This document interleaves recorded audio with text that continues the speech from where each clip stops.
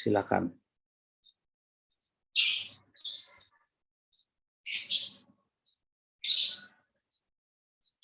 Coba Zakia Rahmah.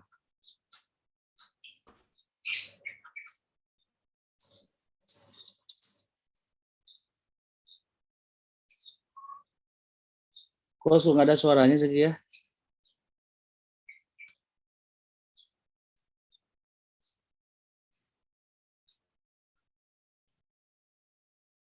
Zakia, Zakia, dimanakah suaramu kini? Waduh, kau punya masalah dengan tuh, jangan selalu ke suara hati, Zak.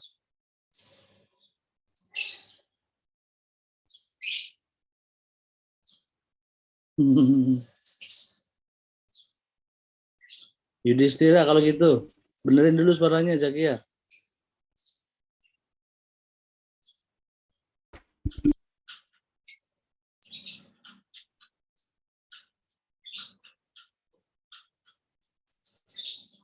Yudhistira.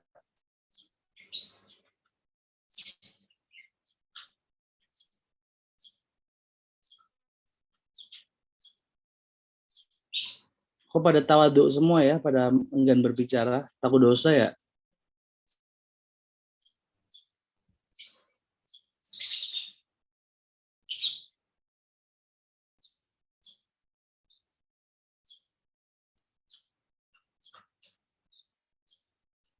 Yudhistira mendengar suara saya nggak?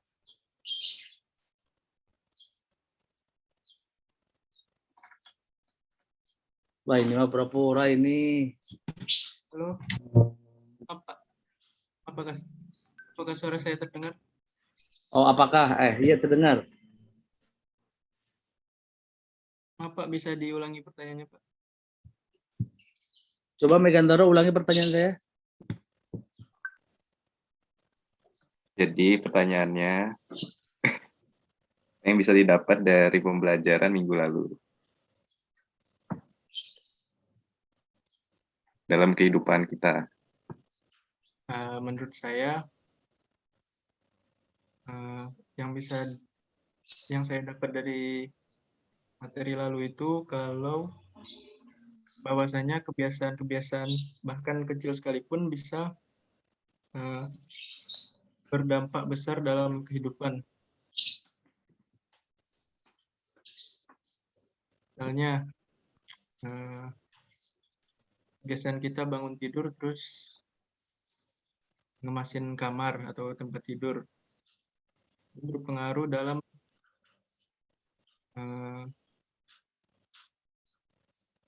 kebiasaan kita dalam mengerjakan tugas. Apakah kita sering menunda-nunda atau malah mengabaikannya.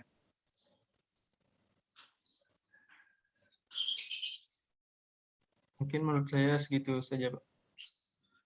Oke. Rifatul Mina. Halo Pak. Iya. Izin menjawab. Enggak.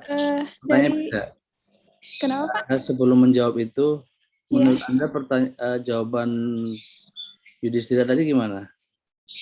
Sepakat nggak? Sepakat Pak. Cukup sepakat. Oke, silakan jawabannya. Oh, kalau jawaban saya dari materi perkuliahan minggu lalu, saya jadi mengetahui bahwasanya perilaku manusia, perilaku saya sehari-hari itu secara tidak sadar terkontrol gitu Pak di dalam diri saya. Contohnya seperti ini berkaitan dengan aliran psikologi tentang psikoanalisis. Ternyata dalam diri kita itu ada yang namanya id, ego, dan super ego. Jadi apa yang kita lakukan itu ternyata sudah diolah dan diseleksi gitu Pak dalam diri kita, apa yang kita lakukan dan apa yang tidak kita lakukan. Seperti itu Pak kira-kira. Oke, kalau sudah sadar itu berarti yang harus ditingkatkan adalah tingkat rasionalismenya. Tingkat egonya bagaimana ego itu bisa bekerja secara maksimal sehingga setiap apa yang kamu lakukan itu selalu dalam kondisi sadar. Ya, tidak di-drive automatically secara otomatis oleh ego dan super ego. Iya, kalau yang mengedrive it mungkin super ego mungkin bisa bagus. Tapi kalau yang ngedrive yang lebih dominan itu adalah it-nya, maka dorongannya akan lebih dorongan senang-senang saja, malas-malas saja, karena lebih orientasinya adalah physical happiness gitu, kebahagiaan secara fisik, pemulihan secara fisik. Gitu. Terus Kezia gimana menurut Kezia? Setuju sama yang sebelumnya Pak. Tapi kalau yang saya rasakan mungkin di behaviorism Pak. Jadi saya mencontoh apa yang orang-orang terdekat saya lakukan gitu Pak. Meskipun contohnya nggak benar. Enggak sih Pak, lebih menyaring dulu contohnya Pak. Muhammad Nur. Izin menjawab Pak. Kalau saya lebih ke bahwa kita itu lebih sebenarnya bisa kok merubah diri gitu, bisa punya kontrol kok terhadap diri sendiri. Kalau memang kita itu mau berubah pasti bisa gitu. Tinggal bagaimana kitanya aja memahami diri kita supaya kita tuh lebih mudah berubahnya gitu Pak. Jadi nggak selamanya dipengaruhi oleh lingkungan luar gitu. Tapi juga ada pengaruh dari dalam diri kita sendiri. Oke. Mungkin bagi sebagian orang, keempat aliran itu masing-masing mempunyai vakumnya masing-masing dan mempunyai pengikutnya masing-masing. Itu secara teorinya. Tapi secara praktis, secara aplikasi menurut saya, hampir semuanya itu bisa digunakan dalam satu model atau satu metode. Misalkan di dunia pendidikan kan, guru selalu memberikan contoh, memberikan modeling, ini loh untuk menjadi jalan yang bagus itu begini, makan dengan tangan kanan. Nah itu kan modeling, imitasi yang sebagai sebuah metode yang diberikan untuk anak-anak ya. Tapi di lain sisi juga ketika misalkan untuk penggunaan terapi terhadap kepribadian individu, terutama untuk mengatasi kecemasan, nah itu psikoanalisis juga bisa menjadi metodologi. Pun begitu, bagi orang yang mungkin sangat confident ya dengan dirinya sendiri, dia akan percaya dengan psikologi humanistik yang menekankan aspek harga diri, aspek eksistensi diri itu menjadi capaian utamanya gitu. Tapi secara biologis orang ketika belum mencapai fase itu tentu harus ada hal yang sudah diselesaikan dulu. Apakah kebutuhan biologisnya sudah terpenuhi? Biologis itu berupa papan sandang pangan, baru membutuhkan rasa aman. Apakah itu sudah terpenuhi? Baru membutuhkan intimasi dan sebagainya. Dan akhirnya adalah eksistensi diri, di mana orang melakukan sesuatu untuk kepuasannya, untuk harga dirinya, bukan lagi untuk mendapatkan nama baik, bukan lagi mendapatkan keuntungan untuk pemenuhan hasrat fisiologisnya, makan ataupun apa. Ya saya menulis karena saya punya ide, punya gagasan. Perkara orang mau menghargai saya itu bukan masalah. Yang penting saya eksis dengan tulisan saya, misalkan begitu. Jadi harga dirinya itu barangkali ya untuk review dari mata kuliah psikologi untuk pengantar pertemuan pertama. Siang ini kita akan membahas tentang social perception, persepsi sosial. Sebagaimana kita tahu bahwasanya self itu diri kita ya. Itu bisa dipengaruhi oleh lingkungan kita dan juga bisa dipengaruhi kita juga bisa mempengaruhi lingkungan kita. Itu hukum psikologi sosialnya. Jadi bagaimana situasi Anda sebagai diri sendiri, Anda sebagai makhluk sosial, dan juga bagaimana lingkungan sosial akan berdampak kepada diri kita, baik berupa sikap ataupun perilakunya. Nah, sebelum sampai ke sana, pastinya ada fase awal yang harus dilakukan oleh manusia, yaitu persepsi. Persepsi inilah yang akan menentukan bagaimana kita akan bersikap dan kita akan berperilaku, itu berangkat dari persepsi. Sampai sini sudah make sense, sudah paham? Oke. Loh, mana ini materinya?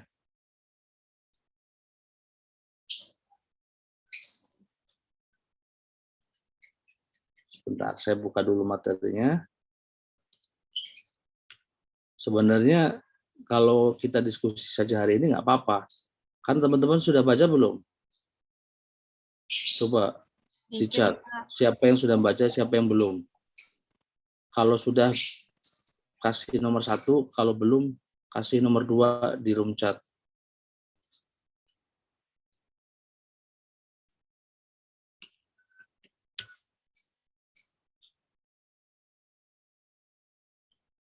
Mana nggak ada yang respon?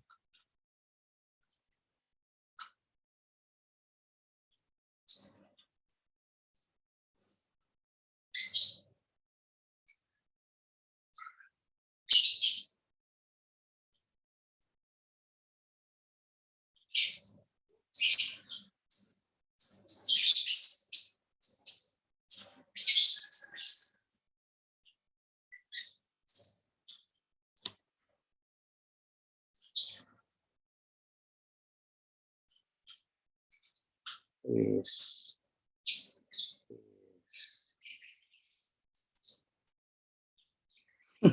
Setengah 1. Saya ngasih cuma 1 atau 2. Kok ada 1,5, ada setengah.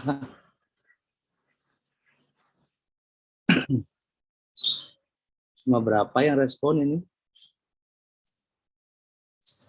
1, 2, 3, 4, 5, 6, 7, 8, 9, 10, 11, 13, 14, 15, 16, 17, 18, 19, 20.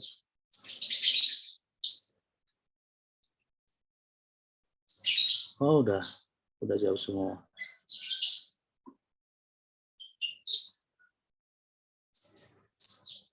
Ini apa hubungannya surga sama baca?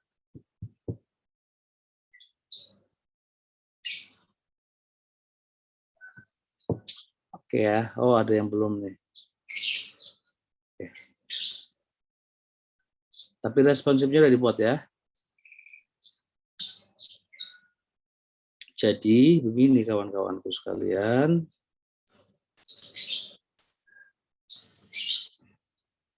Nah, ini dia. Kalau yang belum baca ya mungkin lebih seksama memperhatikannya. Nah, karena kita berbicara sudah persepsi dan ada atribusi sosialnya, maka dinamakan sebagai persepsi sosial. Ketika bicara persepsi sosial, artinya not only about me atau about us, tapi juga tentang lingkungan kita. Maka di sini menjadi bahasan utamanya adalah how we come to understand other people gitu. Nah, coba saya mau bertanya kepada siapa yang mau menjawabnya.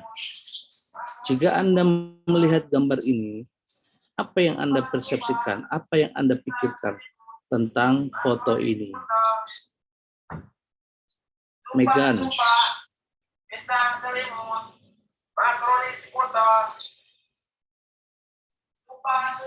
Baik Pak, menurut saya mungkin yang pertama kali ditangkap kayak seperti orang depresi gitu Pak, yang banyak pikiran segala macam.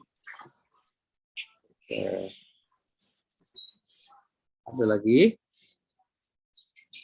Saya Pak, suara saya sudah masuk, Zaki ya.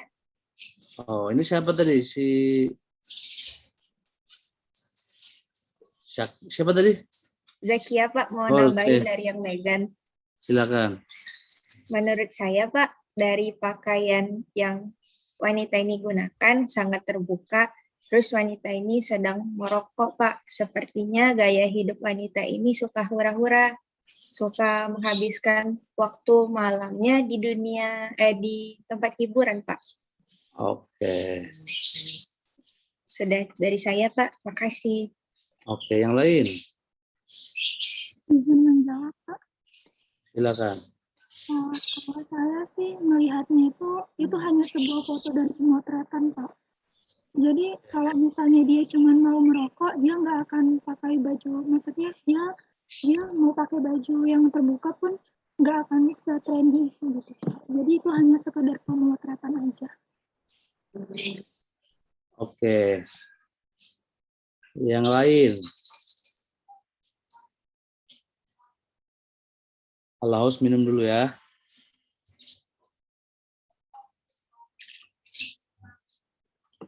Oke, yang lain?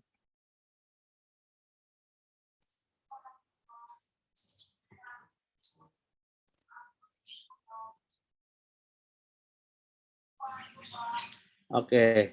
Kalau tidak ada, sekarang jawab yang ini.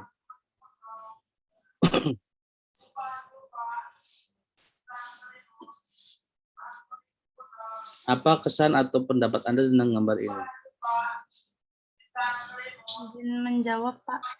Oke.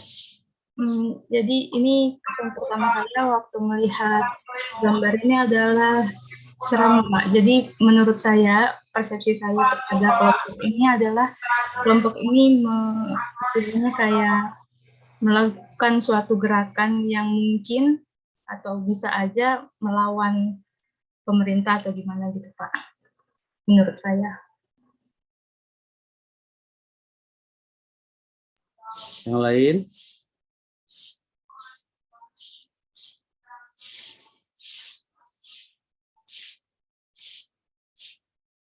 Nggak ada lagi?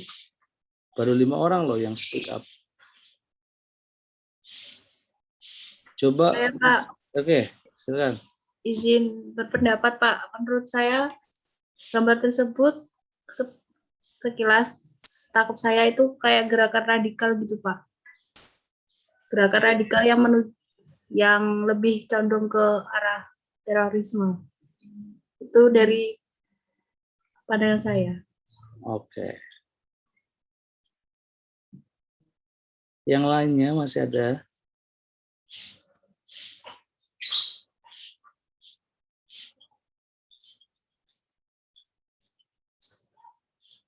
Coba Rafli. Ya Pak, saya setuju juga sama Amelia tadi bahwa ini kelihatannya kayak sekelompok orang yang melawan sesuatu gitu Pak.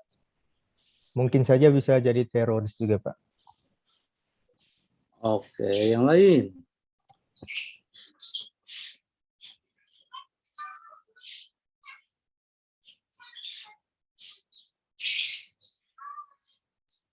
Kok pada senyum-senyum aja? Saya tahu senyum Anda manis, tapi jawab dulu dong. Itu Pak, Fiskal ngejawab di kolom komentar Pak. Oh iya. Jawabannya kocak Pak.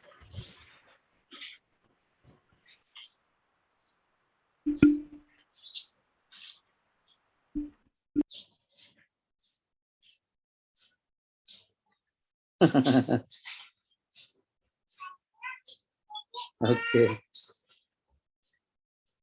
Good. Ada yang lagi?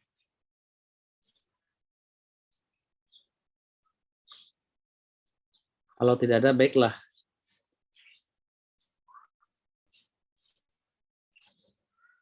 Nah, kira-kira dari beberapa jawaban Anda, ya,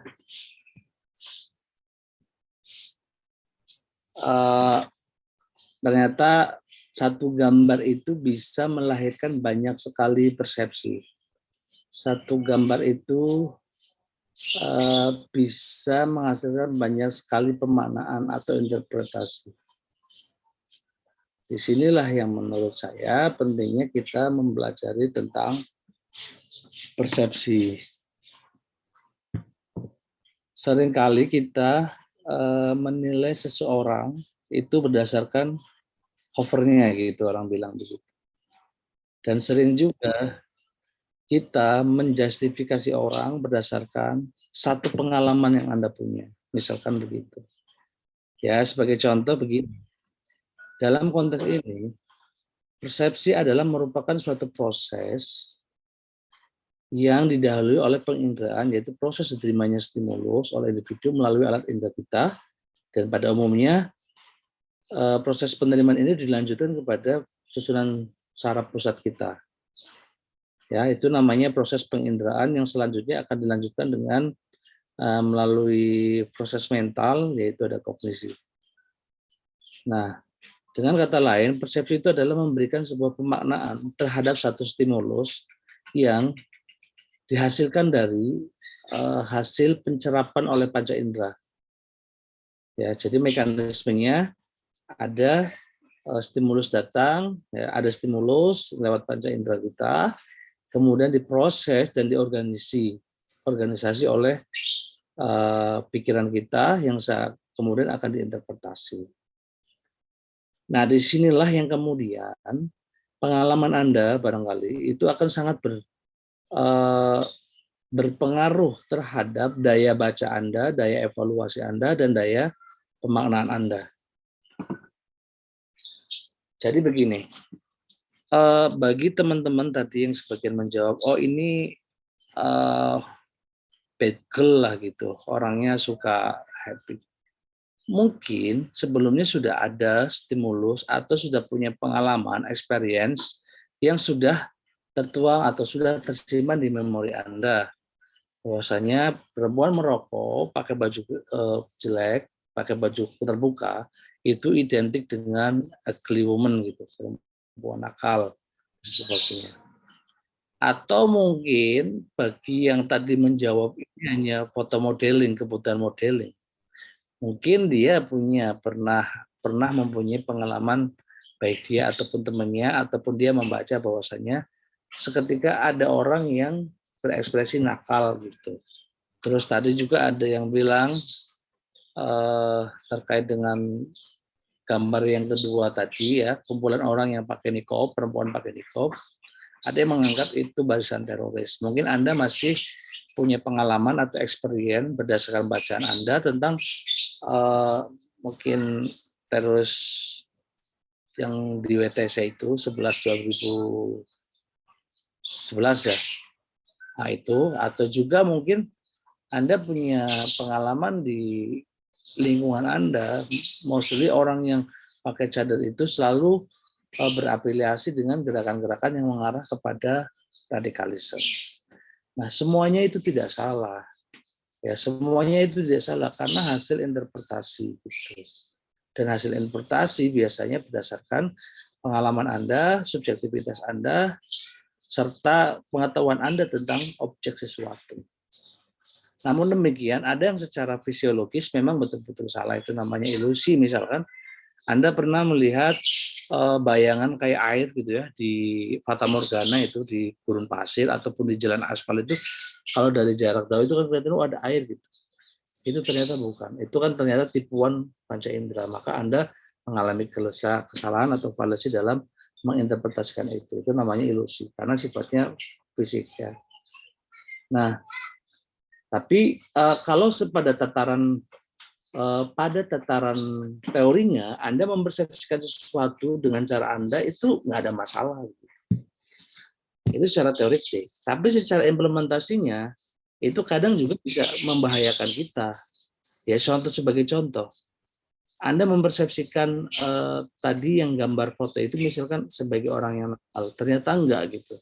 Itu kan hanya kesan pertama begitu. Ketika dalam kehidupan sehari-hari. Atau misalkan begini, Anda mempersepsikan dosen Anda, pembimbing Anda itu sangat galak, ya. Dosen Anda itu sangat galak, tidak bersahabat. Hanya Anda mendapatkan informasi dari teman-teman Anda dan Anda melihat ekspresi sekilas gitu. Tanpa Anda kemudian mencari referensi lain atau membuktikan sendiri, akhirnya apa? Dalam kehidupan kita, persepsi akhirnya membunuh kita karena kita menganggap dosennya terlalu galak, kita takut nanti diapa-apain misalkan. Maka mental kita down. Ini merugikan diri kita sendiri. Pun begitu dalam pergaulan, misalkan, kadang kita terlalu acuh dengan teman kita karena dia kan anaknya ini, dia kan selalu tidak baik lah gitu dalam pergaulannya, selalu ngeretin kayak selalu ibaratnya parasit gitu misalkan. Padahal kamu belum tahu, kamu memberikan sebuah judgment, sebuah penghakiman yang kamu tidak tahu secara objektif. Kamu hanya katanya-katanya gitu. hanya katanya-katanya. Tapi itu sudah menjadi pattern di pikiran Anda, otak Anda, untuk menilai sesuatu, termasuk menilai objek-objek tertentu itu. Sehingga pentingnya pengetahuan inilah, ya, pentingnya bacaan itulah, pentingnya kita memandang, berpikir secara terbuka lah sebenarnya, agar produce dari interpretasi kita itu juga bisa lebih tepat, kira-kira begitu. Makanya disinilah pentingnya persepsi. Lebih khusus berbicara tentang persepsi sosial, ya, agar kita tidak terjebak pada stereotip, tidak terjebak pada judgment gitu ya, tidak terjebak pada apa namanya, rasisme, atau tidak terjebak pada apa namanya itu, prasangka ya, prejudice. Maka yang harus kita pikirkan, yang harus kita lakukan adalah open minded gitu. Tidak gampang percaya terhadap satu informasi yang kita sendiri belum bisa membuktikan kebenarannya. Karena apa? Itu justru akan membunuh cara pandang kita, bahkan membunuh kita dalam kehidupan sosial kita. Fenomena ini mungkin bakal sering terjadi ketika di tempat kerjaan. Misalkan ada teman kamu yang nggak suka nih tentang si A, dia cerita tentang A. Padahal si A ini orangnya baik sebagai atasan Anda, tapi karena Anda tidak melakukan interaksi langsung dengan si A, maka Anda akan mengikutinya dan tanpa alasan Anda membencinya. Ini sering terjadi, bahkan dalam kehidupan sehari-hari misalkan. Nah, ini ya nanti yang kemudian ada namanya istilah-istilah bias perception. Jadi persepsi yang kadang-kadang tidak tepat itu bias. Akibatnya apa buat kehidupan kita sendiri, dan juga cara mensiasatinya gimana agar tidak terjadi bias. Nah, itulah kesimpulan dari jawaban-jawaban Anda terkait dengan persepsi itu. Jadi, cara pandang Anda terhadap sesuatu, kemudian background Anda, pengalaman Anda itu sangat berpengaruh terhadap pembentukan persepsi. Karena di dalamnya persepsi itu kan tadi dibilang proses pengorganisasian. Di dalamnya juga ada proses komparasi. Di dalamnya juga ada proses identifikasi. Nah, kalau Anda tidak objektif, tidak open terhadap semua ini, maka yang ada adalah subjektivitas Anda lebih kentara ketimbang Anda berbicara menginterpretasikan objek berdasarkan objek itu sendiri. Ya, berdasarkan meternya, bukan berdasarkan semata-mata pengalaman Anda saja yang belum tentu itu benar. Kira-kira begitulah, saudara-saudara. Nah, contoh apa yang menurut Anda ini? Dari ini menurut Anda yang benar yang mana? Dari gambar ini. Dua-duanya benar, Pak. Masa? Iya, soalnya menurut saya mereka kan memandangnya dari persepsi yang berbeda. Jadi kalau dilihat dari yang kiri, jumlahnya memang 4 kotaknya gitu. Tapi kalau dari yang kanan, dia lihatnya cuma 3. Menurut saya. Ya, benar. Jadi, ya, karena perbedaan sudut pandang, perbedaan letak secara fisik misalkan, itu juga ternyata mempengaruhi persepsi gitu loh. Padahal objeknya sama meternya kan, objek meternya sama, yaitu berupa balok misalkan. Tapi yang sebelah kiri bilang 4, yang sebelah bilang 3. Ya, secara teori ini tidak salah gitu, karena ini adalah buah interpretasi pemaknaan yang dihasilkan berdasarkan cara Anda mengorganisir informasi yang ada di otak Anda, mengorganisir informasi yang ada di otak Anda yang kemudian menjadi sebuah tools untuk melakukan pemaknaan terhadap stimulus yang diberikan oleh indera kita. Maka jadilah, oh balok ini 3 dan balok ini 4. Yes. Nah, gajah ini kakinya berapa?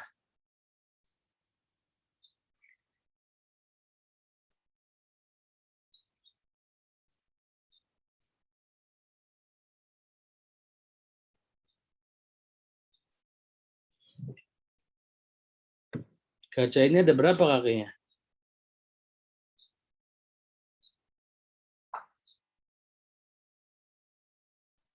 Ada 4, Pak. 4. Yang lain?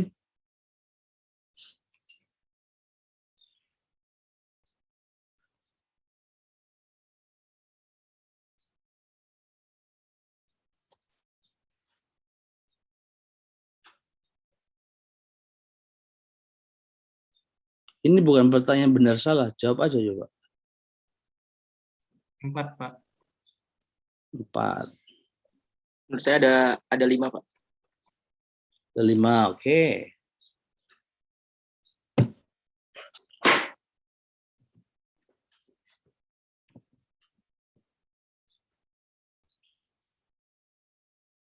Oke. Ini bisa diterapkan dalam kehidupan yang lainnya ya. Ini bisa dibilang high end bias ataupun bisa dikatakan nanti ada social attribution, bias attribution. Ini tergantung nanti konteksnya lebih tepat yang mana. Karena Anda misalkan ketika dilihat dari perspektif, jika dilihat secara fakta bahwasanya kaki ini ada lebih dari 4, maka Anda sudah melakukan praktek generalisasi terhadap pemahaman Anda secara faktual bahwasanya kaki gajah itu 4. Itu. Tapi bagi Anda yang bilang 6 barangkali, Anda mungkin bisa jadi melihat objek secara magic, oh ternyata memang ada 4, ada 5. Nah, saya tidak lagi membenarkan jawaban masing-masing ataupun menyalahkan. Tapi ini lagi-lagi cara sudut pandang Anda membaca situasi berdasarkan pengalamannya. Bagi yang menjawab 4, bisa saja alasannya karena apa? Di otak Anda sudah terpattern, gajah itu sudah terbentuk. Gajah itu kakinya memang 4. Mungkin ada lagi yang melihat gambar itu secara ini lagi. Oh, kakinya 5. Nah, berarti mungkin ada dimensi lain yang membuat dia berpikir 5. Pemaknaan terhadap objek itu. Jadi sekali lagi, perbedaan persepsi, perbedaan itu suatu hal yang wajar ketika itu dalam konteks dinamika sosial. Nah, tingkat kewajaran itu ya menurut saya ada batasannya. Kalau selama tidak error banget gitu ya, biasnya gitu ya tidak masalah. Karena cara Anda mempersepsikan sesuatu itu juga menunjukkan tingkat keterbukaan Anda, kedewasaan Anda dalam berpikir gitu. Kedewasaan dalam artian bukan dewasa secara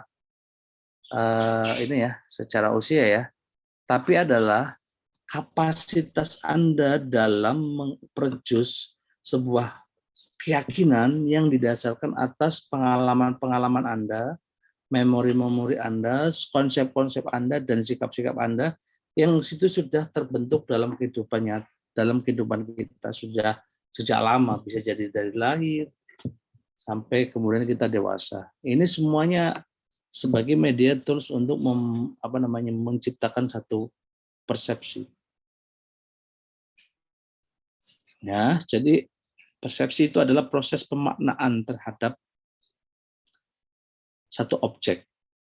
Ini gambar gajah ini sebenarnya tidak akan ada arti apa-apanya ketika kita tidak mampu menginterpretasikan. Ya, interpretasi itu adalah kumpulan keyakinan-keyakinan kita, hasil pemaknaan kita terhadap suatu objek, maka lahirlah apa yang dikatakan persepsi, pemahaman kita tentang sesuatu itu namanya persepsi. Gitu. Nah, kalau dilihat dari gambar ini, ya ada 3 orang yang buta barangkali atau ditutup. Sebelumnya dia tidak mempunyai pengalaman tentang definisi gajah, ya kan?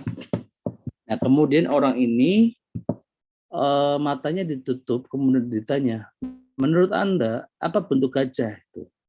Dengan dihadirkan sebuah gajah, ini adalah ada gajah. Menurut Anda bentuk gajah seperti apa?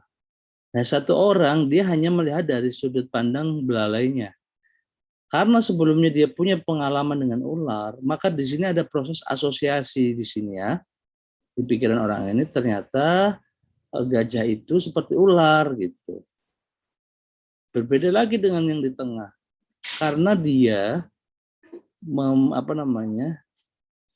menyentuh bagian yang datar ataupun yang besar dari gajah, dia mengasosiasikan dengan tembok, karena hanya tembok inilah yang kemudian ya barangkali ya dinding ya, yang dia punya pengalaman yang serupa sehingga pengertian ini diasosiasikan dengan objek gambar dinding ini. Pun begitu bagi yang pegang ekornya dia asumsinya seperti tambang. Karena tambang adalah hal yang paling realistis dalam kehidupan dia yang dia pernah lihat dan dia ingat. Makanya gajah itu seperti tali. Nah, jika dikontekstualisasikan dalam kehidupan sehari-hari misalkan, terkadang kita hanya melihat permasalahan kita, misalkan ya, kita punya konflik internal ya, kita punya masalah yang sesungguhnya harus diselesaikan. Tapi karena kita hanya melihat masalah dari sudut masalahnya saja, maka ini akan membuat kita semakin tidak bisa keluar dari masalah. Ada juga yang fokus kepada penyelesaian masalahnya, gitu, tanpa mencoba ini hal yang bagus untuk fokus ke keluar masalah saja. Ini terkait dengan problem solvingnya. Ada yang menanggapinya dengan asik-asik saja gitu. Jadi kadar permasalahan pun ternyata beda-beda. Bagi saya ini bukan masalah, tapi belum tentu bagi kamu ini bukan masalah, tapi merupakan masalah berat. Lagi-lagi ini tergantung bagaimana cara Anda menginterpretasi satu objek, menginterpretasi masalah itu. Kalau kita menganggap masalah itu berat, ya akan jadi berat. Kalau ringan akan jadi ringan. Gitu. Itu pentingnya persepsi. Nah, kompetensi untuk melakukan persepsi ya sangat dipengaruhi yaitu cara kita mengasosiasikan objek dengan skema knowledge, pengetahuan, pengalaman yang ada di dalam pikiran kita. Maka semakin menurut saya, semakin orang mempunyai pengetahuan yang luas, dia akan semakin wise dalam mempersepsikan sesuatu. Dia selalu melihat di luar kapasitas, di luar cara pandang orang-orang yang biasanya gitu. Itu kalau kita mungkin punya pengetahuan atau pengalaman yang luas terkait dengan objek tersebut. Kayak misalkan begini, ini ada problem psikologi kayak NCT. Ketika mungkin yang bicara adalah orang matematika, mungkin persoalannya akan menjadi ruwet. Atau mungkin dia akan langsung ngejudge bahwa kamu kena hantu atau apa, kamu kebanyakan mikir apa-apa. Bisa jadi benar. Tapi kalau ketika yang bicara adalah orang psikolog, maka dia akan mengurai dulu nih. Oh kalau ini biasanya begini, kalau mungkin kamu punya ini enggak? Kamu pernah keluhan ini enggak? Kayak gitu-gitu. Biasanya seperti itu. Right? Jadi intinya betapa pentingnya persepsi, maka penting juga lah Anda untuk pandai-pandai menggali pengetahuan, informasi, dan pengalaman agar persepsimu juga bisa semakin jelas, bisa semakin akurat gitu. Udah jauh-jauh ngomong. Nah, karakteristik persepsi itu ya. Persepsi bersifat individual, artinya memang itu proses mental yang ada di setiap diri manusia. Kedua, kemudian proses persepsi adalah merupakan sebuah proses integrated ya.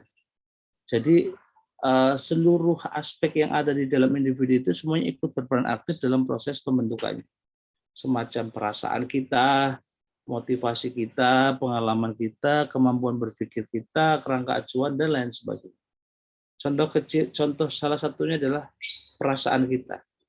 Mungkin kalau kita lagi mempunyai emosi yang kurang bagus, ketika mempersepsikan perkataan orang tua, misalkan padahal ngomongnya halus, tapi karena kita lagi bad mood, contoh orang tua minta tolong dong dibeliin tepung nih buat gorengan.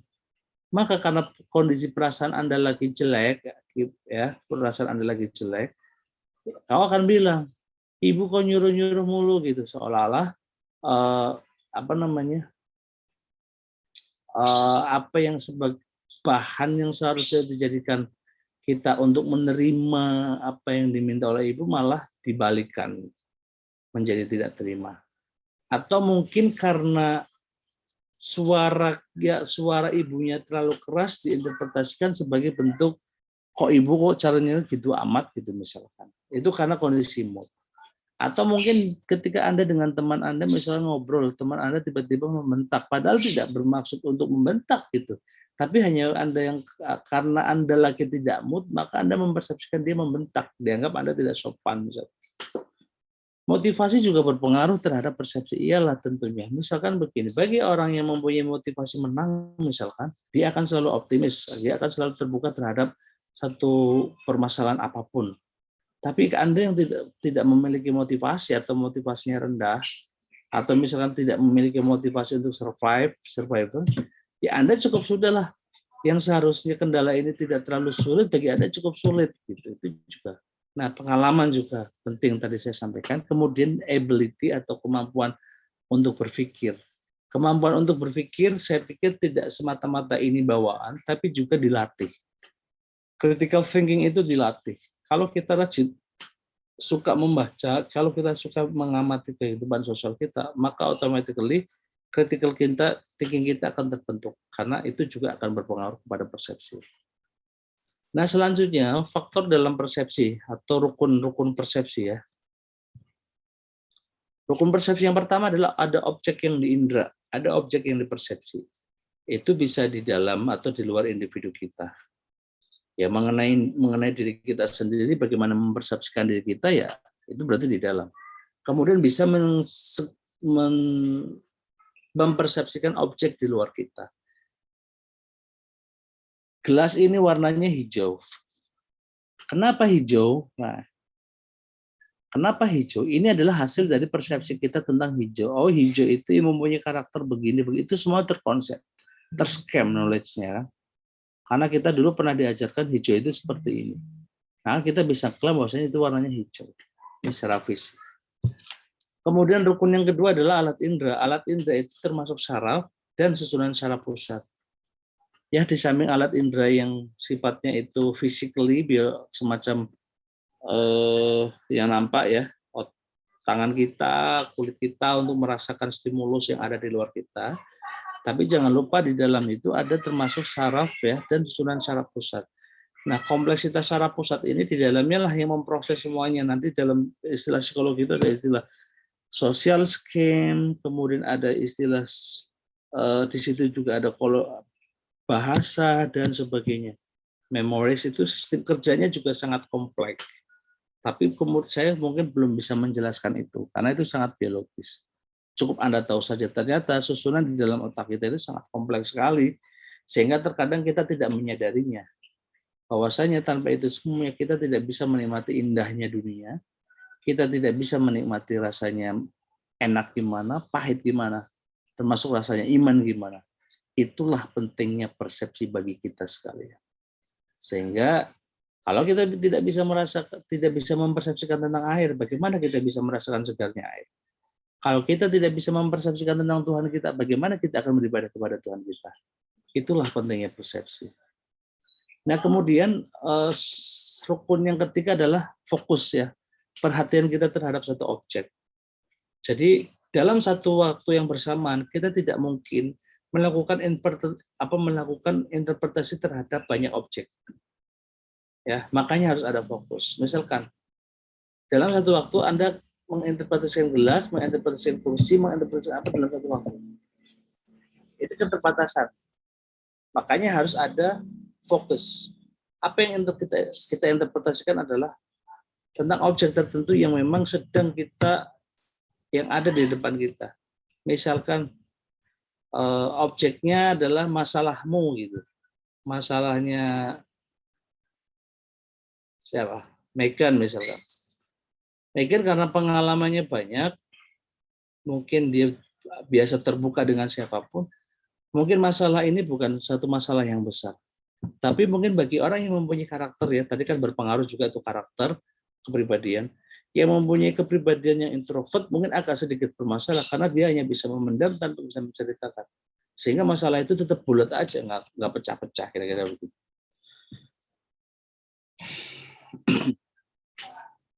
Kemudian hal yang dapat mempengaruhi hasil persepsi adalah ya tadi kita sebutkan ada karakteristik.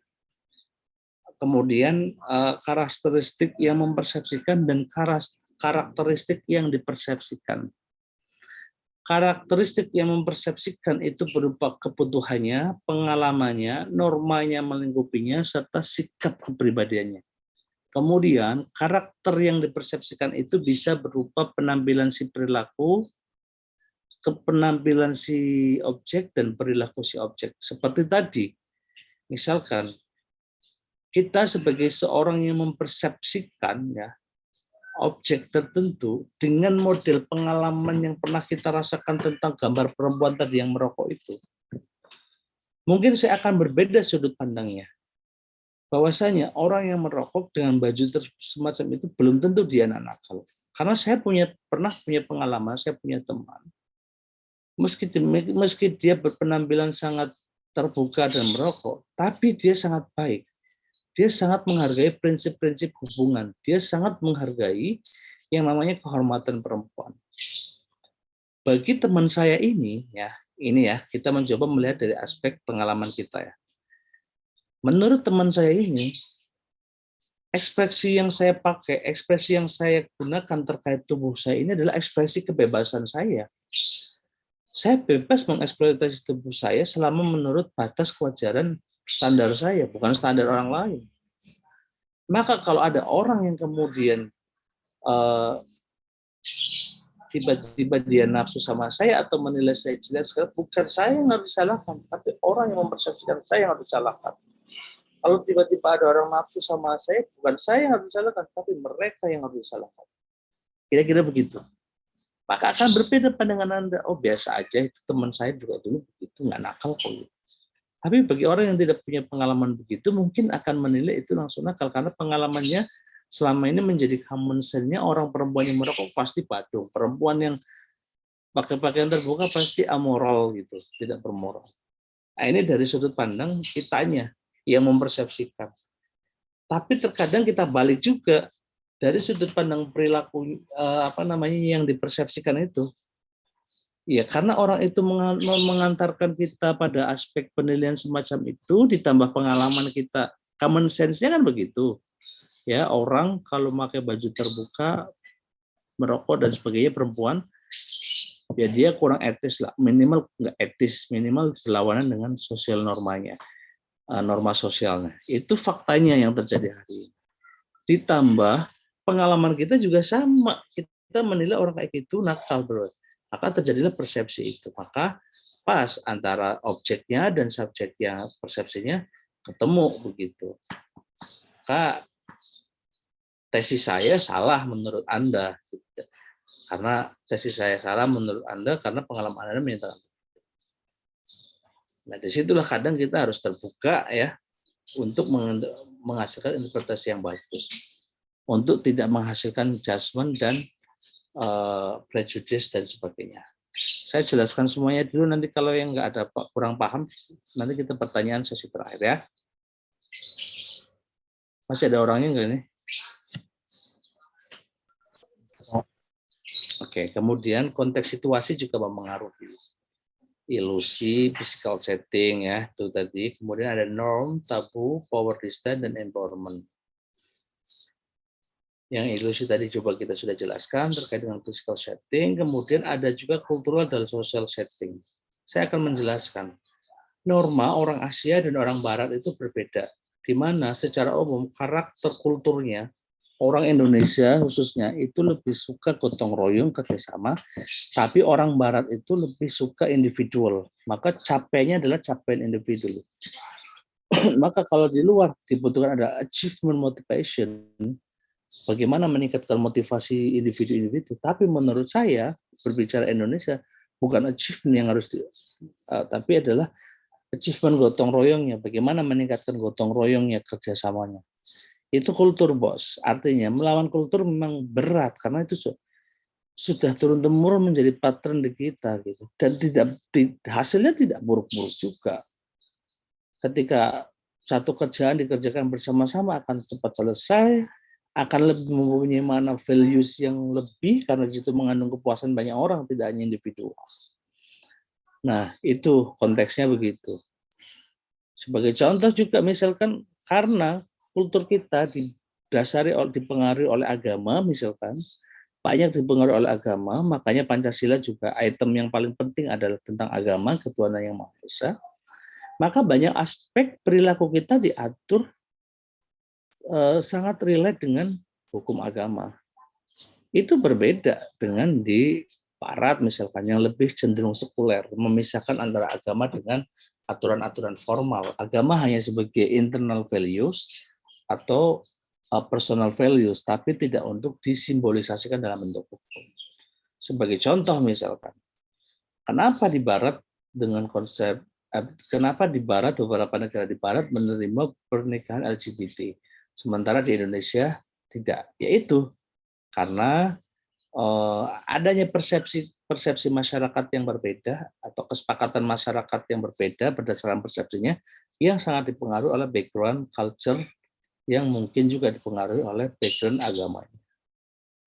Tabu juga bagi sebagian orang juga, misalkan apa ya yang sering kalian rasakan ketabuan di masyarakat, misalkan dulu waktu kita kecil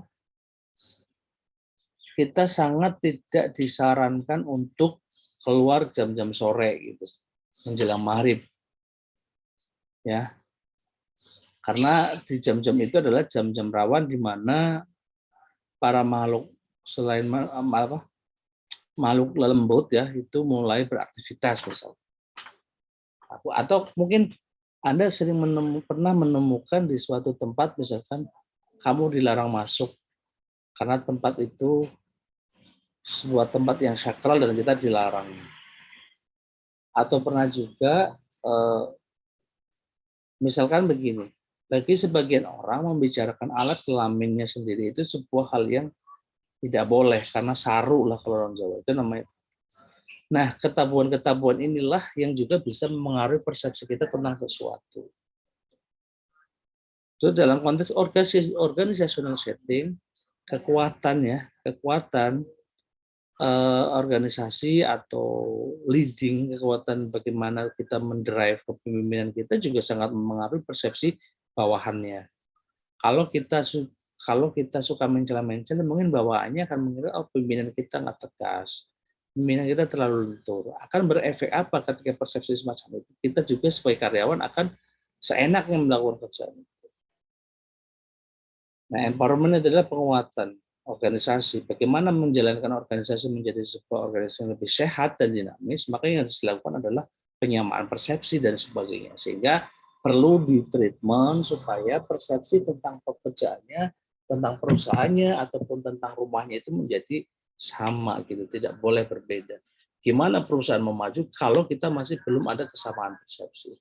Inilah hal-hal yang mempengaruhi hasil persepsi.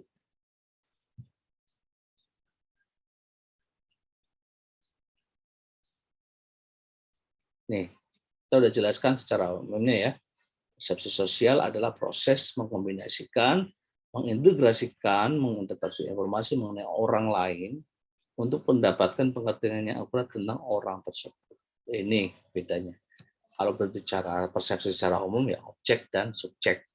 Objek yang dipersepsikan dan subjek yang mempersepsikan. Kalau berbicara persepsi sosial, maka objeknya adalah orang lain yang dipersepsikan oleh kita atau orang lain mempersepsikan diri kita.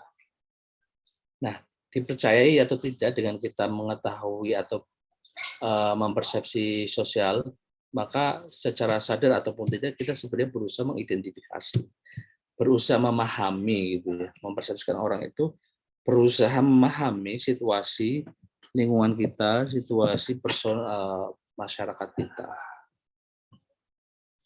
Sehingga kita mempersepsikan orang lain, kita juga ini sebagai bahan pertimbangan perilaku apa yang akan kita terapkan. Sebagai contoh tadi, kalau kita tahu dosennya misalkan nggak suka kita telat, dosennya nggak tahu nggak suka kalau kita itu terlalu bertele-tele. Kalau kita sudah mempersepsikan begitu, maka yang harus kita lakukan adalah bagaimana merejus kesan menghilangkan kesan dosen ke saya agar saya itu tidak bertele-tele, agar saya itu tidak terkesan tidak disiplin, maka saya harus berlaku sebaliknya. Saya harus berdisiplin, saya harus serius dengan bimbingannya. Nah, terkadang mempersepsikan sesuatu itu tidak hanya bentuk dalam verbal, jadi ekspresi wajah juga sangat mempengaruhi persepsi. Biasanya sebagai objek persepsi, gestur juga begitu. Pentingnya kita memahami gestur seseorang adalah untuk mengetahui orang itu bagaimana standing posisinya terhadap kita. Sehingga kita juga bisa lebih hati-hati dalam bersikap dan berperilaku. Intinya seperti itu. Nah, namun demikian, persepsi sosial itu seringkali terhambat karena tadi itu, perbedaan karakter seseorang membuat orang tidak mau cerita secara verbal. Tapi Anda sebagai sebuah pasangan, suami istri, pacar dan pacar misalnya, tidak semua itu kan kadang kalau perempuan tidak semua hal harus diungkapkan dengan kata-kata. Cukup dimengerti saja dan dilakukan. Contoh, kultur kita mungkin sebagian ketika ditanya, kamu nerima nggak lamarannya? Dia akan diam. Diam berarti setuju. Nah itu dia. Ini ekspresi apa namanya, sedikit hambatan, maka sedikit hambatan karena seringkali banyak orang tidak mau melakukan komunikasi secara verbal. Namun demikian, kita sebagai orang yang mempunyai atensi terhadap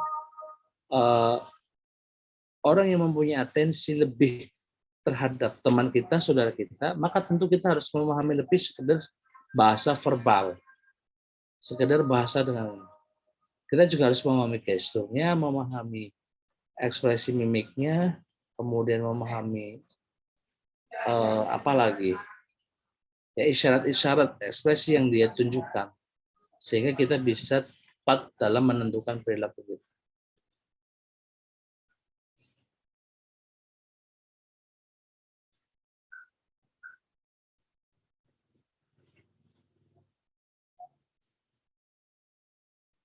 Nah,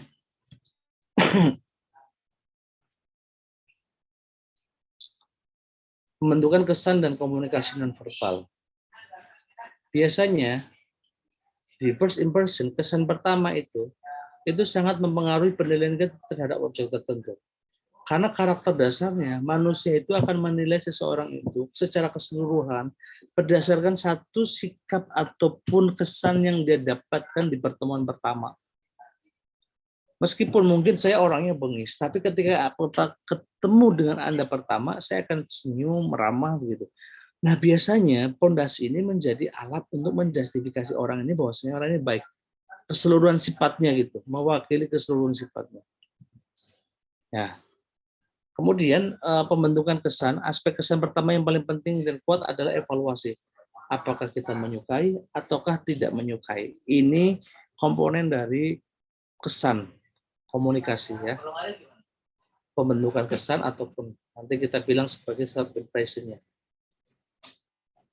Maka ketika kita sudah menyatakan suka terhadap satu objek, nah biasanya akan mewakili semua aspek dari si objek itu.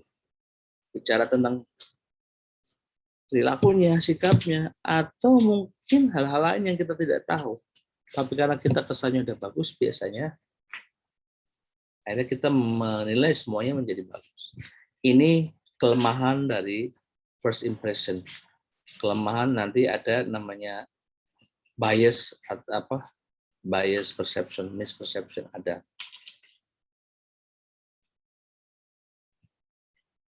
Nah, ini kita udah jelaskan ya. Nah, kita bisa bayangkan ternyata dalam keseharian kita itu menurut penelitiannya Wetzel ya, ternyata komunikasi verbal itu jauh lebih rendah dibanding dengan komunikasi non-verbal. Entah dengan bahasa isyarat, tone voice, kemudian kontak mata, gestur, dan postur.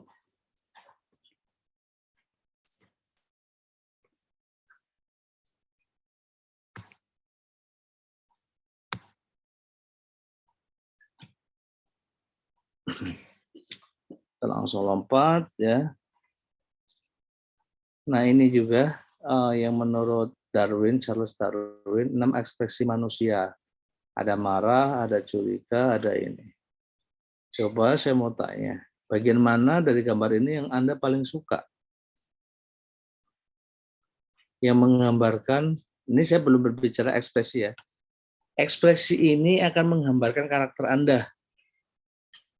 Yang mana?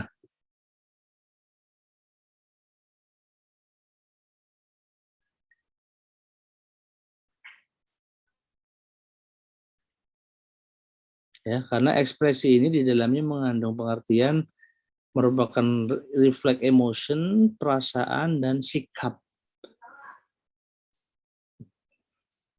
Oke, sikap kamu terhadap kuliah hari ini yang mana ekspresinya?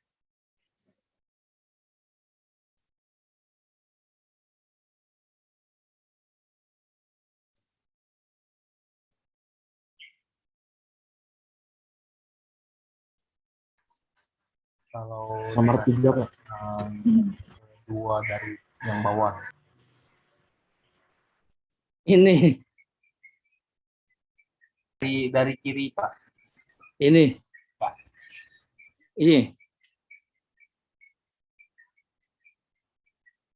Ini bukan. Iya, Pak, benar, Pak. Artinya apa? Lagi good mood aja, Pak. Good mood. Oke, coba yang lain. Tadi ada yang bilang nomor 3 ini ya. Kenapa?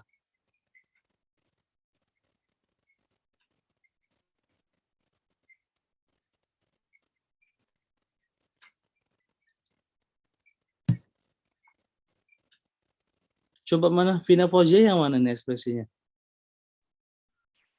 Saya yang kedua di baris bawah, Pak.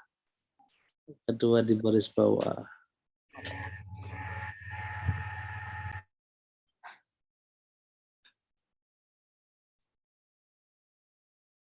Kalau Ika Rehulina yang mana? Saya yang kolong yang pertama sama pertama kiri atas sama dua bawah dari kiri. Oke ya, coba nanti dipelajari arti ekspresi masing-masing ini ya, PR ini ya. Mana yang menyatakan kesenangan, mana yang menyatakan keheranan, mana yang menyatakan terkejut. Apakah sama ekspresi orang Barat dengan orang Asia, orang Indonesia?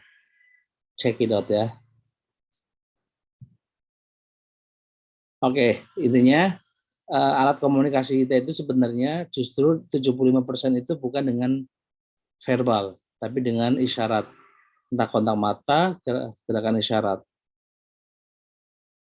Ini coba Anda bicara Anda bisa baca sendiri terkait dengan konstruksi mata kita untuk dalam berkomunikasi. Ini juga bentuk tubuh, postur. Kadang-kadang kita menginterpretasikan orang yang posturnya tinggi, tegap itu orangnya juga kaku, kasar, dan tegas gitu. Padahal banyak juga gitu. Orang yang posturnya gede, tinggi, ternyata orangnya lembut dan sangat ramah. Itu kadang-kadang bahasa tubuh juga menjebak, kadang-kadang membenarkan sebagai media awal komunikasi. Ya, inilah ekspresi ya. Misalkan dalam tradisi kita bersalaman, kalau kita nggak suka, salamannya cuma cimit gitu doang. Gitu. Tapi kalau kita salamannya mantap, penuh pengharapan supaya kita tetap bertemu, kita semangat, kita happy, maka di-grab yang langsung dengan penuh semangat, optimis. Ada lagi salaman yang misalkan yang ini nomor 4 ya. 3 to 4 big goes, 6 for 2 to 3 seconds. Ngocok-ngocok itu bisa diinterpretasikan macam-macam. Ada penuh pengharapan gitu supaya proyek saya masuk atau supaya diutangin gitu. Ayolah utangin saya. Atau mungkin ya kode-kode yang lain. Inilah komunikasi personal, interpersonal yang sifatnya tidak hanya menggunakan verbal, tapi kita juga harus mengerti, ya harus mampu menginterpretasikannya dengan baik. Tone of voice juga berpengaruh, tadi sudah dijelaskan semua. Nah ini barangkali yang terakhir ya, ada atribusi atau labeling. Salah satu output dari proses persepsi adalah labeling atau atribusi, yaitu sebuah proses mengenali, memahami penyebab dari tingkah laku orang lain itu. Nah, atau suatu tindakan penafsiran apa yang terberi kesan dari data indrawi dihubungkan kembali oleh sumber asalnya. Itu namanya atribusi.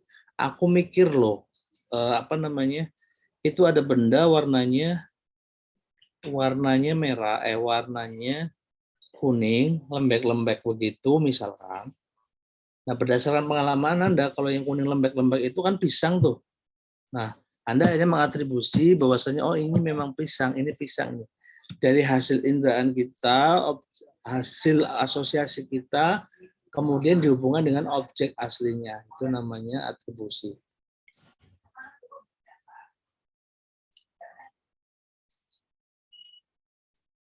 Benda terkesan merah. Oh iya, benda itu merah. SPG terkesan tidak ramah. SPG galak dan sebagainya. Ini adalah atribusi.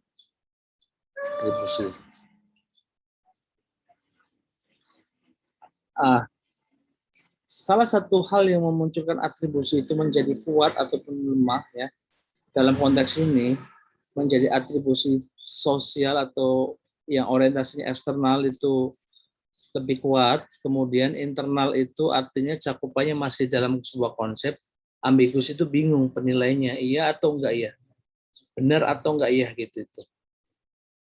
Nah, maka dia harus memenuhi 3 unsur itu.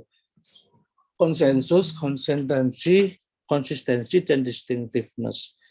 Konsensus itu tinggi adalah ketika orang mempercayai bahwasanya gelas itu warnanya hijau. Umumnya gelas yang anti pecah itu adalah dari seng misalkan.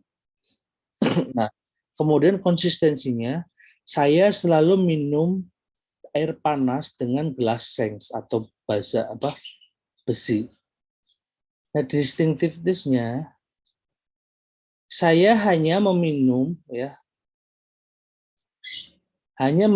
air panas dengan gelas seng. Tapi ketika saya meminum yang bukan air panas, maka saya tidak minum dengan seng. Ini distinctiveness-nya perbedaannya. Makanya kemudian akhirnya terjadi justifikasi atau atribusi terhadap gelas itu bahwasanya gelas seng itu sangat berguna ketika kita minum air panas. Nah, ini sama contohnya dengan yang di sini. Ketika semuanya high, maka capaian atribusinya adalah sampai tingkatan eksternal, di mana di sini mengklaim ketika semua orang mengklik video sebagai seekor anjing, kemudian konsistensinya Joe selalu mengklik video. Nah, diferensinya adalah cuma Joe loh yang di kick sama si Joy, sementara anjing yang lain enggak. Berarti kan konsistensi bahwasanya ternyata si video ini adalah anjing yang jahat. Gitu. Ini proses-proses atribusi yang terjadi di dalam diri kita sendiri. Selanjutnya, apabila konsensusnya lemah, konsistensinya tinggi, distinktifnya lemah, maka dia hanya akan menciptakan bayangan tentang atribusi itu sendiri. Kira-kira begitu.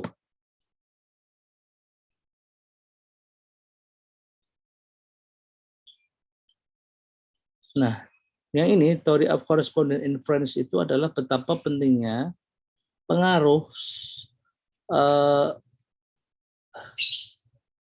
sikap karakteristik personal, ya. Bagaimana pengaruh sikap karakteristik terhadap perilaku seseorang, atau dibalik, asumsi bahwa perilaku ini sangat berhubungan dengan sikap atau karakteristik seseorang. Sering orang bilang, dengan melihat perilakunya dapat diketahui dengan pasti sikap atau karakteristiknya seperti apa. Sering kali kita ngejudge, kalau kita nggak mudah cerita ke orang, kita diem saja kalau punya masalah, itu kan perilaku. Nah, berarti dia mempunyai karakter yang introvert. Itu satu. Sering kita juga bilang, misalkan gini,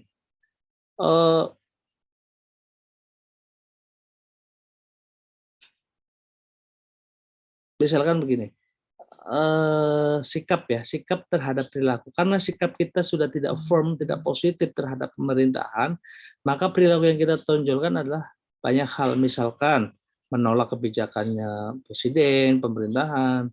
Nah, itu kita bisa lihat bahwasanya perilaku sangat dipengaruhi oleh sikapnya. Atau dibalik, sikapnya juga bisa mempengaruhi perilakunya. Lantas bagaimana mengetahui bahwa perilaku berhubungan dengan karakteristiknya? Dengan melihat kewajaran perilaku, orang yang bertindak wajar sesuai keinginannya masyarakat akan sulit dikatakan bahwa tindakannya itu cerminan dari karakternya.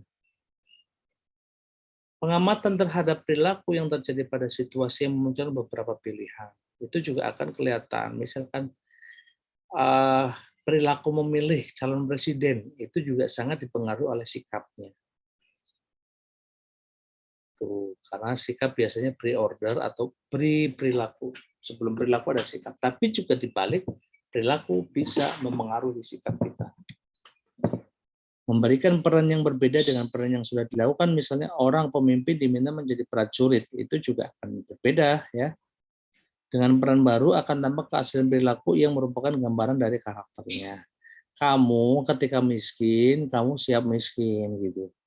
Begitu tiba-tiba kemudian ada orang ngasih kamu uang segepok, kamu jadi kaya, kamu tiba-tiba lapar belanja. Ini juga mempengaruhi tentang perilaku, mempengaruhi sikap kalau kayak gitu.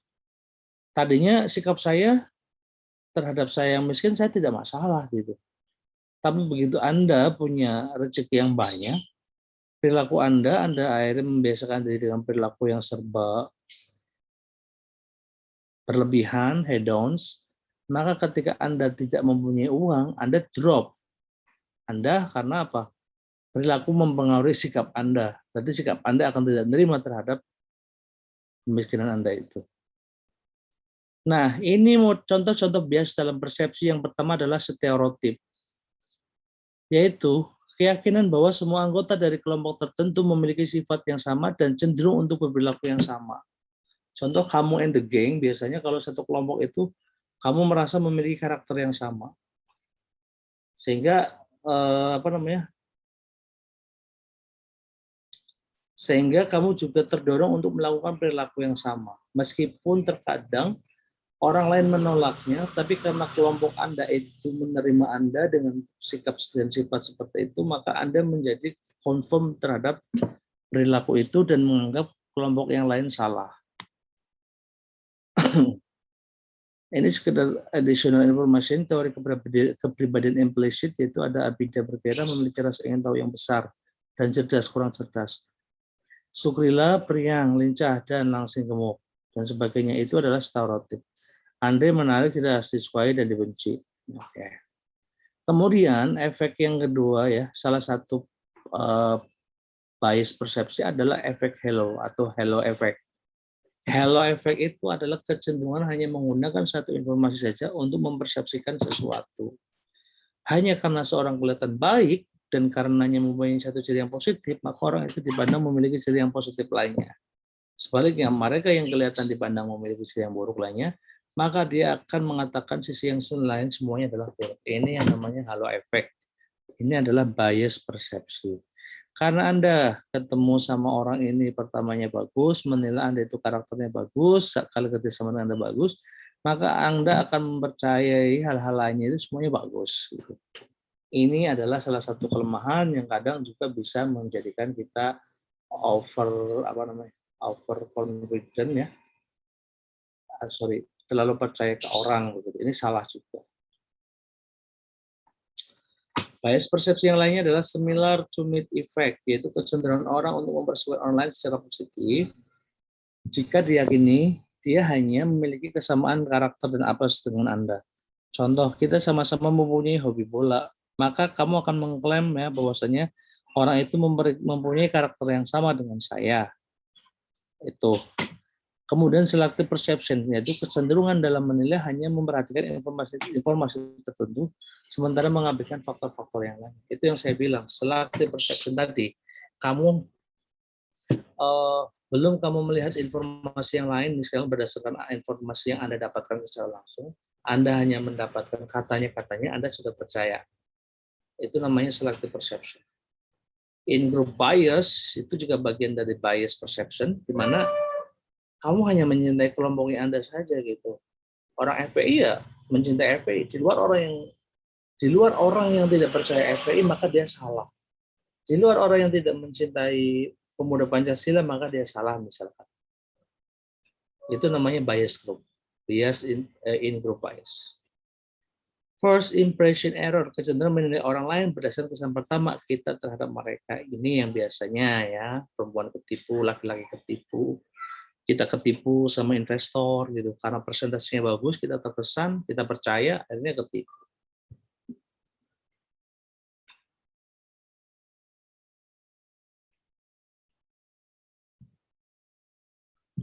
Ini dibaca ya.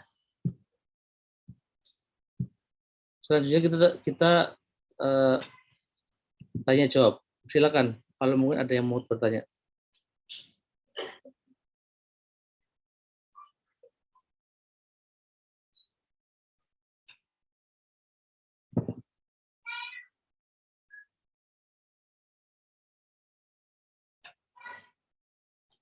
Nah,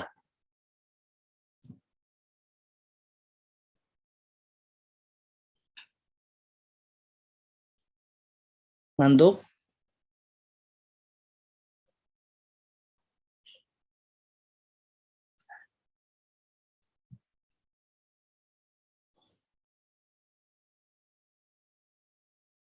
Ayo nanya yuk, gratis. Atau ada yang mau menambahkan? Izin bertanya, Pak. Silakan.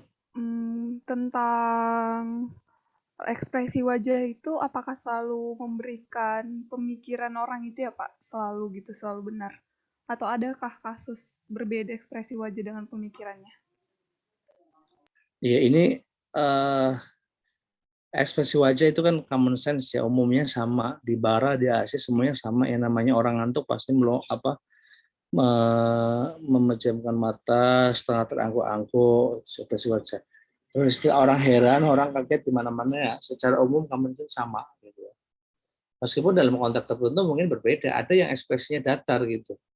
Aku, misalkan karena saya orangnya aku, lu ngagetin gue nggak shock, biasa aja gitu. Nah ini kadang-kadang maka ada face yang juga nggak mudah dibaca. Tapi pada umumnya semacam itu sama semuanya. Kira-kira begitu sih. Ya makanya kemudian emot itu menjadi sebuah hal yang universal itu karena perspektifnya ini gitu, perspektif face expression berdasarkan penelitian secara psikologi. Orang shock identik dengan mata terbelalak, mulut membuka gitu. Terus orang marah identik dengan mulut masuk misalkan, mata melotot. Nah, itulah kira-kira. Ada yang lain nggak?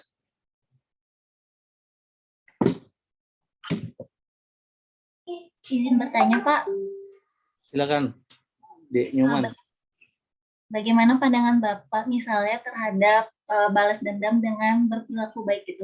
Jadi misalnya si A dan B ini temenan, tapi si A ini tahu kalau si B ini suka di belakang dengan hal-hal yang buruk gitu. Tapi si B ini tetap baik gitu ke dia dengan tujuan balas dendam. Nah, menurut Bapak itu baik atau enggak? Terima kasih, Pak. Sebentar, Anda punya teman, yang satunya ibaratnya misalnya, berbuat, oke. Ya misalnya yang A sama yang B. Yang B ini sering ngomongin A di belakang gitu, Pak, yang jelek-jelek. Dan si A ini tahu, tapi si A ini tetap berbuat baik kepada si B gitu. Dengan tujuan balas dendam. Nah, menurut Bapak itu baik atau enggak? Iya, menurut saya kurang baik lah. Kalau baik itu menjadi karakter dia, sebetulnya tidak perlu diambil-ambil dengan balas dendam. Karena sesungguhnya balas dendam itu sendiri juga akan merugikan diri kita sendiri gitu.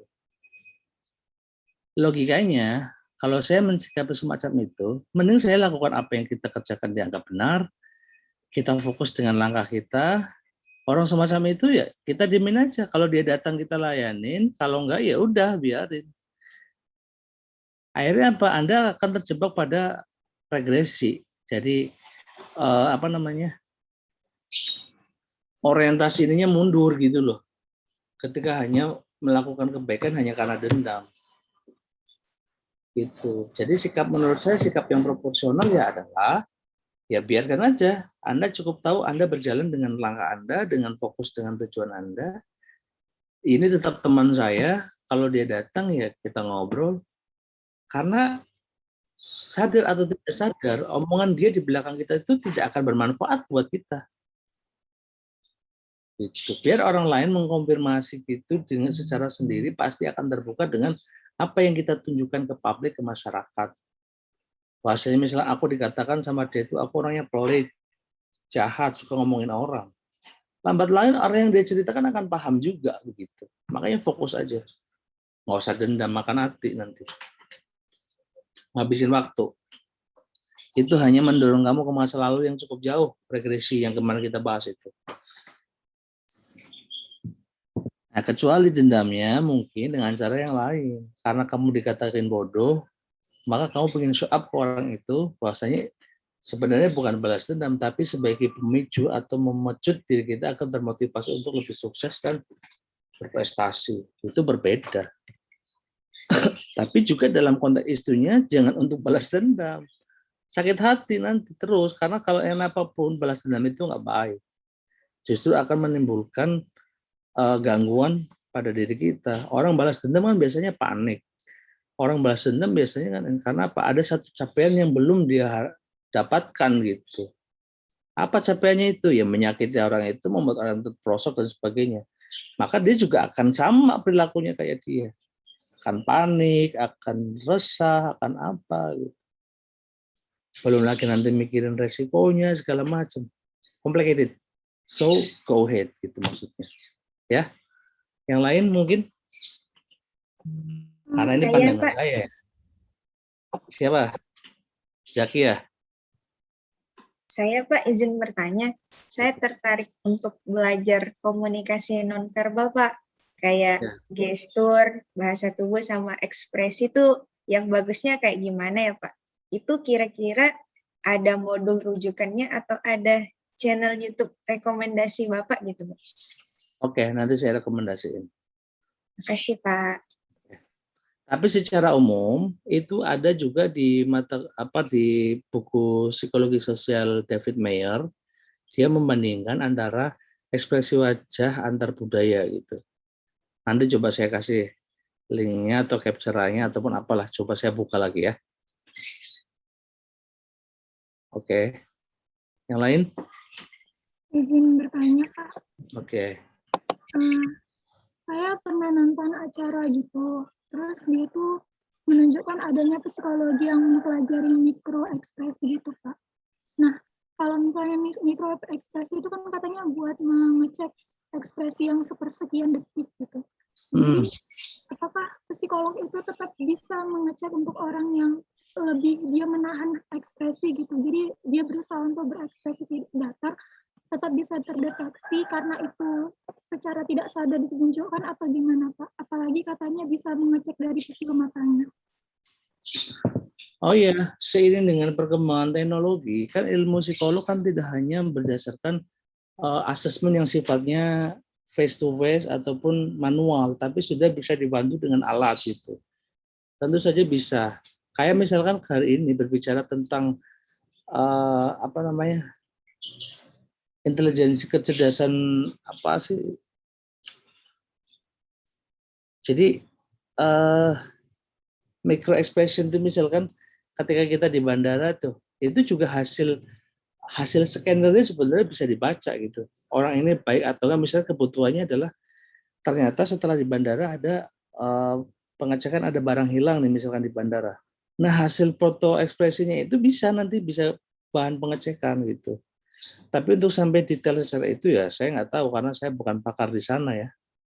Saya bukan pakar mikroekspresi, tapi secara keilmuan itu ada gitu.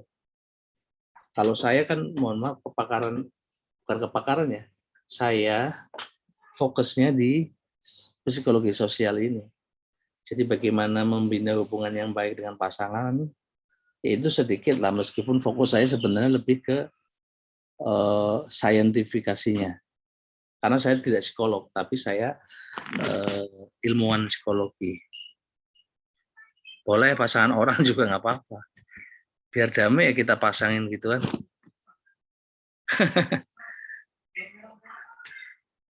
Oke, yang lain? Saya mau nanya Pak. Nah. Monggo. Monggo. Bentar teman-teman saya kok malah pada ketawa saya nanya Pak. Sebenarnya kan apa ya? Mungkin dari persepsi sama atribusi kan orang itu malah menilainya apa ya? Lebih sering menilai orang lain gitu Pak. Dan jarang untuk menerapkannya itu malah ke diri sendiri itu. Nah, mungkin pengen apa ya? Pengen tahu aja bagaimana sih cara-caranya, kan ada dua aliran ya Pak pasti, itu menilai diri sendiri atau menilai orang lain dari orang lain juga.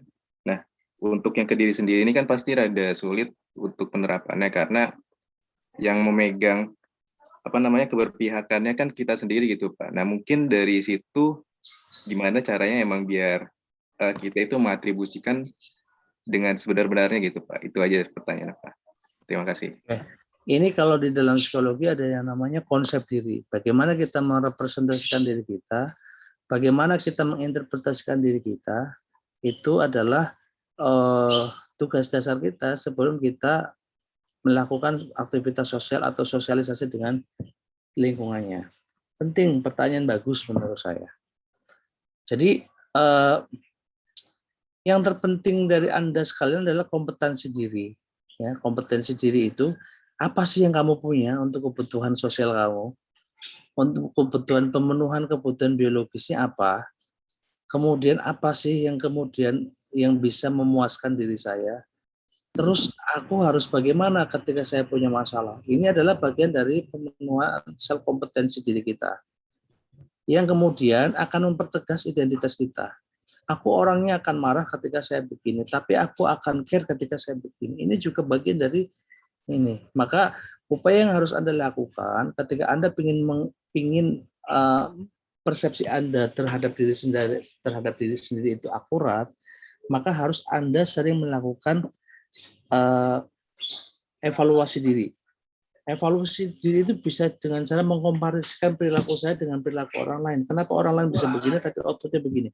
Tapi mengkomparasi ini bukan dalam konteks membandingkan satu prestasinya, membandingkan kelemahannya, tidak. Tapi lebih pada mengevaluasi prosesnya. Ini yang akan menegaskan posisi kita bahwasanya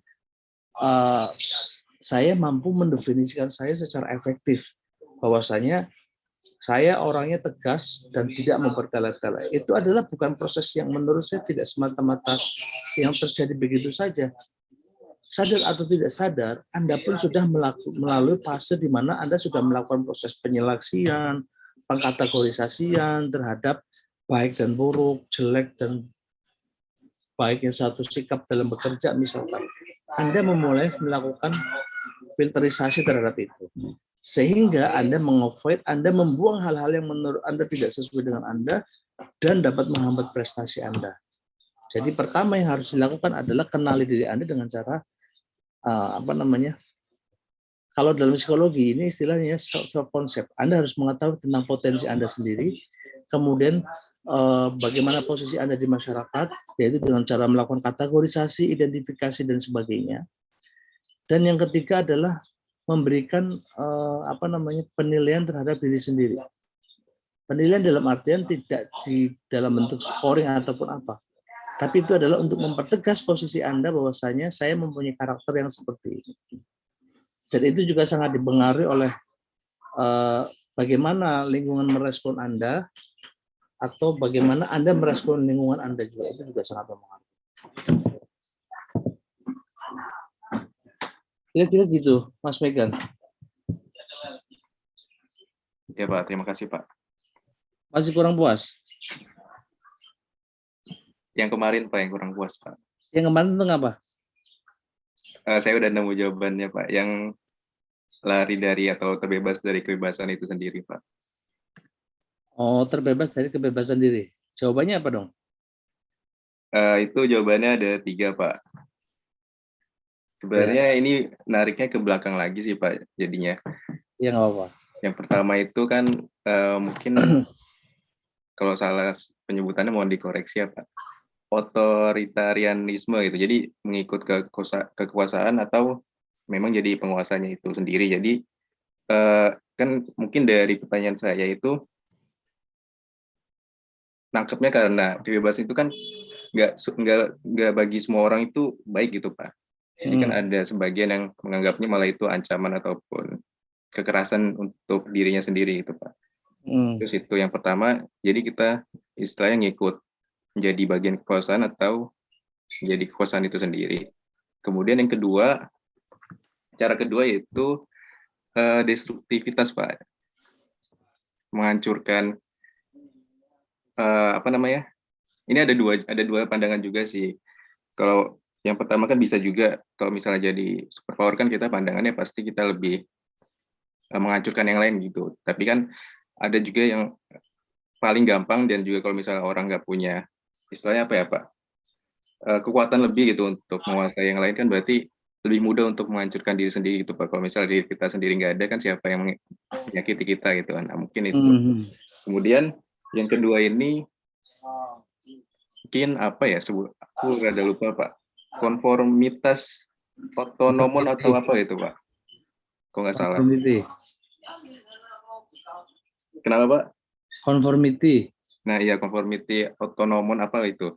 Iya. Jadi itu mungkin berdamai dengan kebebasannya dong.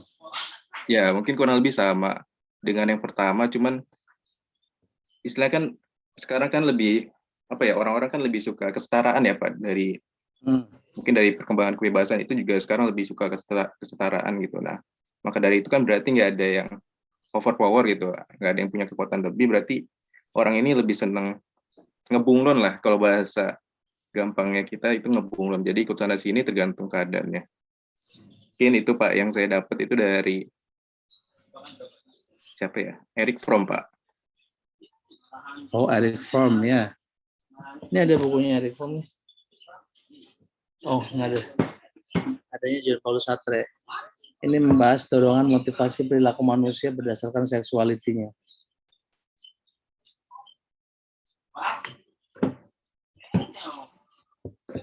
Ini ada psikologi kognisi. Teman-teman kalau mau baca ini murni psikolog nih kalau ini. Oke ya. Jadi mungkin saya dengan Megan perlu ada ini apa namanya konsensus terkait dengan pemahaman tentang kebebasan itu sendiri. Apakah benar yang dipertanyakan itu sudah tepat atau belum, lari dari kebebasan kemudian mendapatkan jawaban dari si Erich Fromm ini. Nah itu perlu nanti ditegaskan lagi. Coba kamu baca artikel saya yang dimuat di mana ya? Media Indonesia. Saya menyoroti tentang PPKM. Itu saya beri judul kebebasan dalam keterbatasan. Apa nih Pak?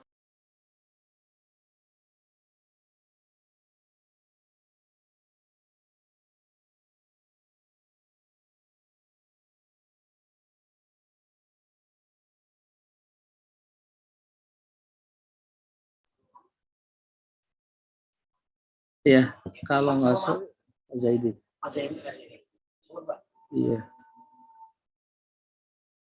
Akhir pertengahan atau awal-awal PPKM itu saya menulis di Media Indonesia tentang keterbatasan dalam kebebasan dalam pembatasan. Nah, coba cari itu di Google. Mungkin itu kali. Ada sedikit menjawab. Nanti ini ya, react ya terhadap artikel itu. Oke, yang lain mungkin.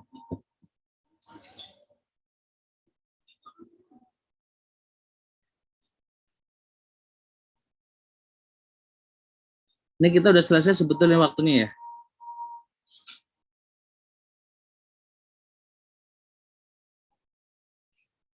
Oke, saya kasih kesempatan bertanya dulu.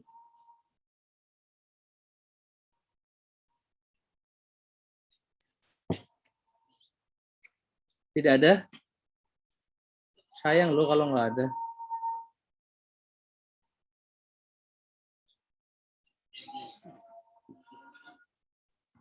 Oke, kalau tidak. Oh iya, silakan. Saya masih kepikiran dari kata-kata Bapak dari waktu awal pertemuan itu. Bahagialah secukupnya. Apa lagi Pak? Dan menangislah secukupnya. Nah, apakah kan Bapak seorang psikolog gitu, apakah itu satu cara dalam beradaptasi dengan lingkungan? Contohnya, misalkan kita menilai seseorang itu kan misalnya dia baik, tapi kita anggap dia tidak terlalu baik, dan apabila dia jahat, kita anggap dia tidak terlalu jahat. Iya, ini salah satu defense of mechanism kita supaya di kemudian hari kita tidak akan mendapatkan kecewaan terhadap ekspektasi kita terhadap seseorang. Misalnya begini lah. Tanda-tanda ciri-ciri orang stres, mempunyai stres itu, salah satunya ya, dia terlalu bahagia. Dan kadang sedih juga. Itu juga bagian dari ciri orang, ciri-ciri dia lagi tidak baik-baik, artinya dia stres. Maka patut dijulai kalau ada orang kok ketawa-ketawa sendiri, happy-happy sendiri gitu. Dia kelebihan energi gitu, yang pada akhirnya akan membuat drop secara psikologis. Ini kalau berbicara aspek psikologinya. Nah, kalau berbicara dalam ruang lingkup itu sebagai sebuah proses sebuah proses interaksi sosial, interaksi antar manusia. Kenapa saya katakan bahagia seperlunya, terus kemudian mencintai juga seperlunya? Karena apa? Sesuatu yang berlebihan tidak baik sesungguhnya. Sesuatu yang berlebihan itu hanya akan meningkatkan potensi tingkat stres Anda. Coba Anda berharapan terhadap pacar kamu yang berlebihan. Nah, maka apa imbasnya? Protektif lah, cemburuan lah, curigaan lah, kan semacam itu. Ya, tapi meskipun harus ada bangunan yang dasar yang harus dibangun dalam konteks pergaulan, misalkan kita berasumsi semua orang itu baik. Gitu. Maka ketika berasumsi semua orang itu baik, ya baiknya rata-rata saja. Terkecuali kita sudah mengetahui aspek segala hal yang ada di diri teman Anda. Sebenarnya motifnya lebih ke sana. Karena kalau orang terlalu bahagia, mengekspresikan kebahagiaannya berlebihan juga sometimes jika sebagai terapi itu bagus. Tapi terkadang itu juga ciri dari stres itu sendiri. Orang kalau kelebihan energi biasanya apa diomongin gitu, ketawa selebar-lebarnya karena kehabisan lama-lama. Kemudian dia akan ngedrop juga cepat gitu kan, apa ya, energinya terkuras gitu. Ekspresi sedih terlalu berlebihan juga tidak. Ya sebetulnya nggak bisa dikontrol ekspresi ya. Sedih kan boleh, tapi ekspresinya itu kan bisa dikontrol. Makanya segala sesuatu yang berlebihan itu kembalinya sebenarnya kepada proses mental yang ada di dalam diri kita dan akan memengaruhi tingkat stres atau distress yang ada di dalam diri kita. Kayak gitu sih jawabannya. Mungkin gimana Mas Hafizur? Ya, soalnya ini sering terjadi di lingkungan gitu, Pak. Misalnya kita dalam satu kelompok pergaulan. Nah, di kelompok itu dia, misalnya satu objek itu dia berlebihan sekali. Tapi saya sendiri keseringan lebih menganggapnya itu biasa aja. Apabila itu baik ya biasa, kalau buruk itu juga biasa saja. Apakah itu tidak masalah? Tidak masalah. Tidak masalah. Karena yang punya batasan baik buruknya kan kita. Jadi kita punya standar define of mekanisme kita. Kapan orang itu dianggap baik, kapan orang itu dianggap sudah mau melenceng dari kita, ya kita sudah punya batasan itu kan sesungguhnya. Sesungguhnya tidak ada masalah. Yang perlu kita lakukan adalah proses komunikasi, proses interaksinya yang harus baik gitu.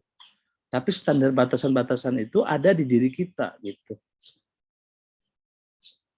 Gitu. Baik, Pak. Terima kasih. Tapi menjawab nggak tuh? Ya, sudah, Pak. Kalau nggak menjawab, nanti saya coba baca lagi. Soalnya saya juga lama nggak baca yang sifatnya teknis begini gitu ya. Ini langsung berhubungan dengan objek.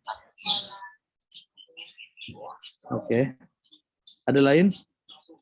Kalau tidak ada, bisa kita selesaikan.